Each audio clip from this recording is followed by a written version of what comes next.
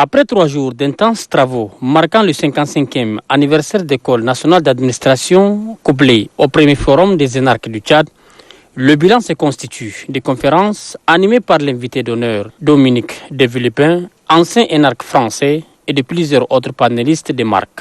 Le ministre secrétaire général du gouvernement, Mariam Mahmanour, représentant le président de la République, s'est dit fier de la commémoration de cet événement et fait part des réformes engagées par la 4e République visant l'objectif de rendre l'administration plus attractive et performante.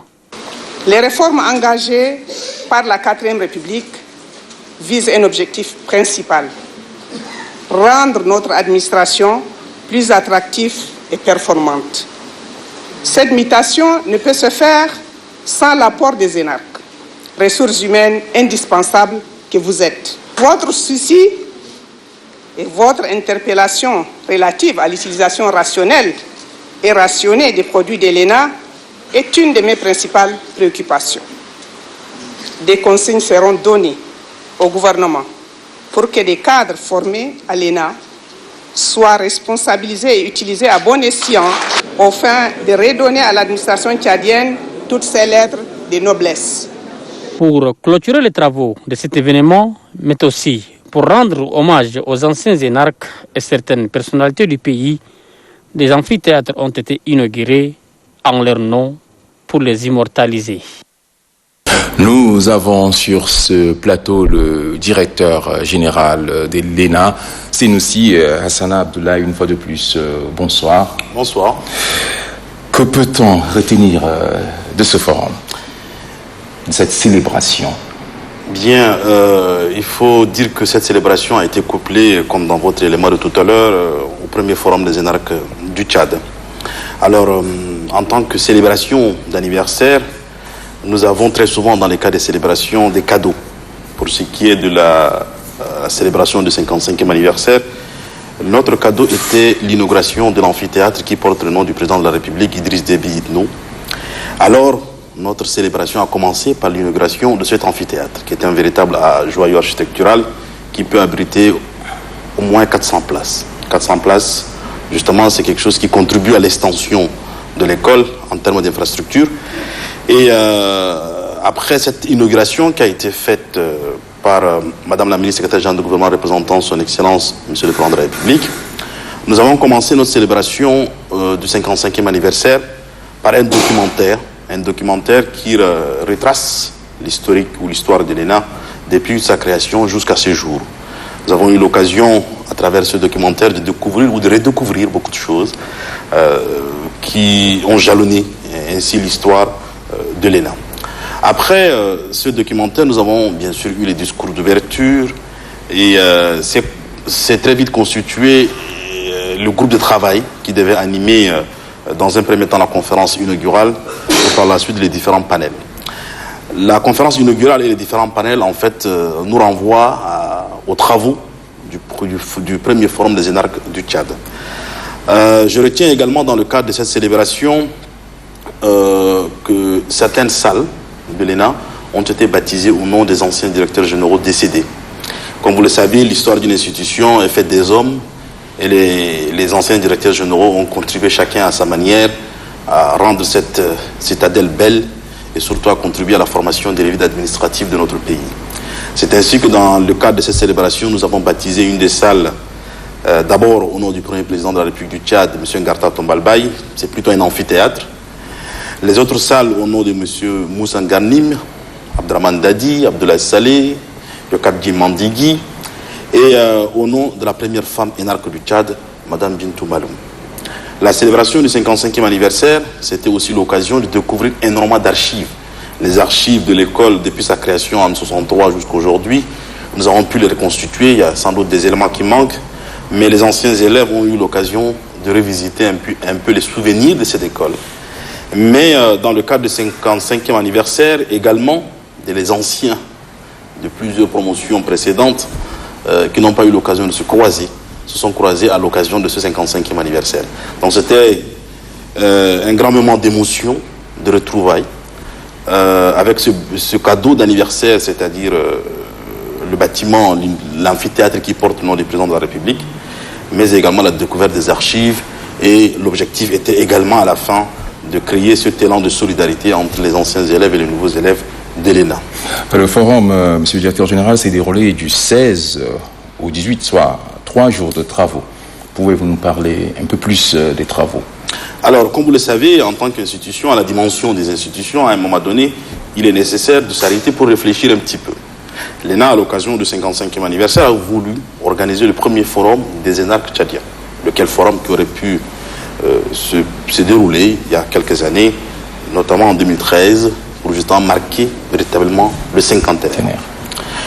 Et là, le premier forum se tient justement pour revenir un peu sur un certain nombre de problèmes, mais également les défis. Et à la fin, jeter les bases d'une refondation à travers quelques pistes de perspective. Pour ce qui est du premier forum, nous avons, dans un premier temps, voulu élever le niveau de débat par une conférence inaugurale en invitant M. Dominique de Villepin, ancien Premier ministre français, qui n'était pas facile à mobiliser, mais qui a bien accepté de répondre à notre invitation pour nous parler d'un sujet majeur qui est celui de l'État dans la mondialisation. Donc, par cette conférence inaugurale, nous avons voulu élever le niveau de débat à une thématique d'actualité et qui porte sur la mondialisation et aussi sur l'État. Le brillant conférencier a parlé avec beaucoup d'éloquence, beaucoup de densité, mais a mis l'accent sur un certain nombre de choses qui nous ont beaucoup intéressés. C'est la place de l'État dans la mondialisation. Comme vous le savez, la mondialisation fait énormément de dégâts aujourd'hui. Elle a sans doute ses aspects positifs, mais parmi les aspects négatifs, elle fait beaucoup de dégâts sur la construction des États, sur leur souveraineté et sur l'articulation du droit positif interne. Alors pour ce qui est de la mondialisation et le défi que cela pose pour les différents États, notamment sur le continent africain, parce que le thème c'était l'État dans la mondialisation et le défi africain, il a mis l'accent sur le fait que les États africains doivent se construire ou se reconstruire en État-nation. Et le seul recours face aux différents problèmes qui se posent aujourd'hui, y compris celui de la mondialisation, c'est le recours qui doit être l'État et qui doit le demeurer comme tel. Et nous, pour ce qui est de l'ENA, en tant qu'école de la République, avec ces produits qui sont des serviteurs de l'État, l'idée, c'était de leur dire, à travers cette conférence, que dans le cadre de la mondialisation, les États ne disparaissent pas. Les frontières restent, un certain nombre de fondamentaux étatiques demeurent, et en tant que serviteurs de l'État, ils doivent toujours veiller à ce que cette citadelle qui est l'État demeure en tant que telle. Et en tant que serviteurs, servir cet État avec sérieux, avec le sens élevé de l'intérêt général, et en faisant attention aux perturbations que la mondialisation peut causer. D'autres points forts d'autres points forts en dehors de cette conférence inaugurale, il y a eu plusieurs panels qui ont été animés par des personnalités tchadiennes, des éminentes personnalités. Le premier thème portait sur la formation et le contenu de la formation à l'ENA. Alors comme vous le savez, parfois l'ENA a été critiqué à tort ou à raison par rapport à ses produits, et il a été parfois indexé le contenu de la formation. Alors nous avons, par le premier panel, discuté du contenu de la formation. Le contenu de la formation est-il adapté aujourd'hui? Répond-il aux besoins de l'administration? Le deuxième panel portait sur l'ENARC face aux défis de l'administration. Donc l'ENARC, comme vous le savez, parmi tant d'autres, constitue une forme d'élite administrative et en tant que tel contribue à la modernisation de l'administration. Donc le second thème portait sur sa façon de contribuer à l'administration et de répondre aux défis de notre administration d'aujourd'hui. Le troisième panel que nous avons eu, comme vous le savez, à ces occasions de forum, un état des lieux de l'ENA est fait, mais également un état des lieux ou une ébauche d'état des lieux de notre administration publique. Donc le troisième thème portait sur quelles sont les réformes qu'il faut mener pour une bonne administration, une administration efficace. Le quatrième thème portait justement sur la question des politiques publiques et la prise en compte de la question du genre. Et enfin, le dernier thème portait sur l'ENARC à l'épreuve de la politique. À l'occasion de ces différents panels, les participants, ils étaient nombreux, les participants ont pu mettre l'accent sur les problèmes qu'ils ont constatés, qu'ils observent, soit dans notre administration, soit à l'ENA. Et même les personnes qui critiquaient l'école sont venues, ils ont posé des questions, ces personnes ont posé des questions, et un échange fructueux, franc, a eu lieu entre les participants et les différents panélistes. Justement, par rapport au contenu de la formation, donc il y a le système LMD étant aujourd'hui d'actualité. Quel est son niveau de mise en application à l'ENA, sachant que dans cette école, il y a des étudiants arabophones et francophones? Première chose, le système LMD n'est pas incompatible avec le bilinguisme. La mise en œuvre du système LMD peut très bien s'accommoder d'une dose de bilinguisme. Nous avons, depuis quelque temps, comme vous le savez, essayé de prendre à bras le corps cette question du bilinguisme dans la formation à l'ENA et par une contribution éventuelle dans sa mise en œuvre au sein de notre administration publique. Le système LMD, de façon rigide, est plutôt adapté ou en tout cas renvoie à des formations dans les milieux universitaires. L'École nationale d'administration n'étant pas une université, ne peut pas appliquer de façon rigide le système LMD. Cependant, en tant qu'école de formation, elle ne peut pas s'éloigner du système LMD. Alors, ce que nous avons fait dans le cadre du curricula que nous avons réaménagé récemment, c'est intégrer le contenu de la formation dans le système LMD, mais un système LMD à finalité professionnelle. Parce que l'ENA doit garder ses fondamentaux, c'est-à-dire une école de référence qui forme une élite administrative, mais également en essayant de maintenir ou d'épouser les standards du système LMD. Et comme je le disais, dans la mise en œuvre du système LMD, l'ENA commence progressivement, fait des efforts. Dans la mise en œuvre du bilinguisme, l'ENA commence également, d'abord dans un premier temps au niveau du premier cycle, en essayant de former des traducteurs bilingues et des assistants de direction bilingues. Progressivement, nous allons évaluer, parce qu'il y a un observatoire du bilinguisme à l'ENA qui est censé faire cette réflexion permanente. Et nous allons, au fur et à mesure, essayer d'adapter la mise en œuvre du bilinguisme à l'ENA. Ce que nous ne voulons surtout pas faire, c'est un bilinguisme parallèle, avec des arabophones d'une part, des francophones d'autre part. Nous voulons qu'ils étudient ensemble, et ensemble, ils vont sans doute demain sortir comme étant les produits bilingues à déployer dans notre administration publique. Revenons donc au forum. Quelles sont les grandes, les principales recommandations issues de vos travaux?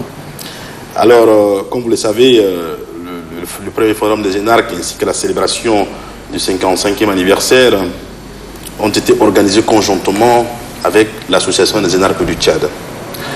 Et l'association des énarques du Tchad a également contribué dans les travaux et forcément, dans les recommandations, elle a des choses à dire. L'ENA aussi. La première recommandation, c'était de réfléchir à un texte qui mettra en place un statut particulier des énarques ou qui irait jusqu'à créer un corps des énarques. Alors, un texte de cette nature, en tant que recommandation, peut être soumis aux autorités. Nous allons voir comment son articulation se fera dans notre corpus juridique actuel. Alors, la première recommandation, c'est de réfléchir à un statut particulier des énarques, avec un corps tout à fait particulier. Deuxième recommandation forte, et cette recommandation apparaît très clairement dans les discours et l'élément que vous avez projeté tout à l'heure de Madame la ministre secrétaire générale du gouvernement, c'est de responsabiliser ou d'utiliser les produits de l'ENA à bon escient. Aujourd'hui, ils sont déployés. Il y en a qui sont à la marge, mais beaucoup sont déployés dans notre administration. Il faudrait qu'ils soient utilisés dans les postes de responsabilité où ils peuvent être les plus utiles, les plus efficaces. L'État forme et investit énormément de l'argent dans ces produits. Il serait bien de les utiliser là où ils peuvent être vraiment les plus utiles. C'était la deuxième recommandation. La troisième, celle-là, elle est adressée à l'ENA. Les deux premières sont adressées au gouvernement. Celle qui est adressée à l'ENA, c'est d'essayer de mettre en œuvre les résolutions qui seront actées à la suite du premier forum des énarques. Enfin, il y a une quatrième recommandation. Celle-là, elle est adressée aux énarques. C'est d'essayer de retrouver les liens de solidarité qui existent entre eux et de rester solidaires. 55 ans d'existence, s'il faut dresser un bilan, quel est le vôtre? Moi, je dirais, sans grande prétention, parce que le débat et les travaux du forum ont beaucoup discuté de la question du bilan. Rapidement, un bilan, s'il faut en faire, il ne sera pas exhaustif, mais s'il faut en faire, c'est que depuis 1963, l'ENA a été pendant 55 ans, c'est-à-dire jusqu'en 2018 et aujourd'hui, pendant 55 ans au service de notre administration. Elle n'a formé des cadres que pour servir l'État. Et les premiers cadres qui ont été formés à l'ENA ont remplacé l'administration coloniale qui était partie juste après les indépendances. Donc, ce bilan commence par le remplacement progressif par les élèves formés à l'ENA qui devaient remplacer les administrateurs coloniaux. Ceux-là ont été, au lendemain de l'indépendance du Tchad, en première ligne, et ils ont essayé de forger notre premier appareil administratif. Les premiers énarques ont été au plus haut sommet de l'État. Ils ont été Premier ministre, ministre, préfet, sous-préfet, et ont essayé d'asseoir notre administration publique. Beaucoup, malheureusement, sont partis. Ceux qui sont encore là continuent à le faire ou sont malheureusement à la retraite. Ensuite, les promotions suivantes ont essayé de garder et de relever le même défi. Ils ont essayé de remplacer progressivement ceux qui partaient et ils ont essayé d'apporter leur contribution quant à l'édification de notre appareil étatique et notre administration. Le premier bilan est celui-là. Deuxième, c'est que l'ENA a aussi recyclé en permanence du personnel. Vous savez, l'ancien CEFOPAD, le centre de formation continue, a parfois formé des personnes à des niveaux diplômants, mais a recyclé beaucoup de cadres et d'agents publics.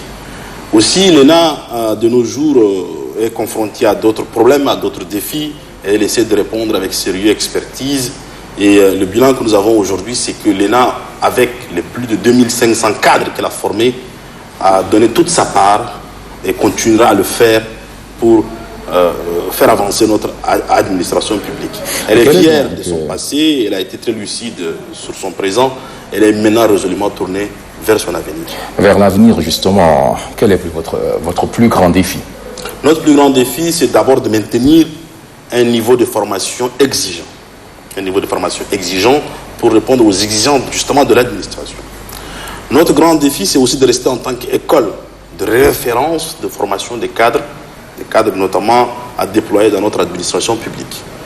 Notre défi, c'est qu'il existe toujours d'autres centres de formation qui ne sont pas du même niveau, mais qui font de la compétition un peu à l'École nationale d'administration, et nous voulons que les Tchadiens n'aillent plus se faire former dans d'autres ENA sur le continent africain, même si parfois c'est nécessaire, mais de rester sur place parce que l'ENA du Tchad peut justement offrir le même niveau de formation pour justement leur permettre d'être de hauts cadres dans leur pays.